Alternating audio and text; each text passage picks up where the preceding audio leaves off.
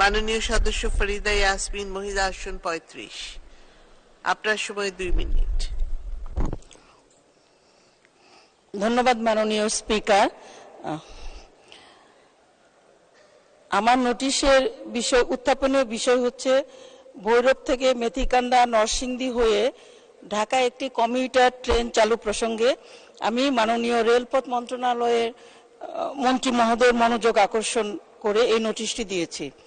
ঢাকার অতি নিকটবর্তী জেলা নরসিংদী জেলার প্রচুর সংখ্যক মানুষ প্রতিদিন অফিস করে ঢাকায় এসে অফিস করে আবার বাড়িতে ফিরে যায়, কিন্তু ব্রাহ্মণবাড়িয়া ভৈরবের পর একটি কমিউটার ট্রেন চালু আছে, ব্রাহ্মণবাড়িয়া থেকে আসে, কিন্তু ব্রাহ্মণবাড়িয়া ভৈরব হওয়ার পরে মেথিকান্দা এবং নরসিংদীতে এসে কোনো যাত্রী সেখানে উঠতে পারে না, এত ভিড় হয়। তো যেহেতু অতি কাছের একটি জেলা, সেখান থেকে যদি তারা প্রতিদিন ঢাকায় এসে অফিস করে ফিরে যেতে পারে তাহলে ঢাকায় যে চাপটি পড়ে সে চাপটি পড়বে না, ঢাকার জনসংখ্যার চাপ অনেক কমবে।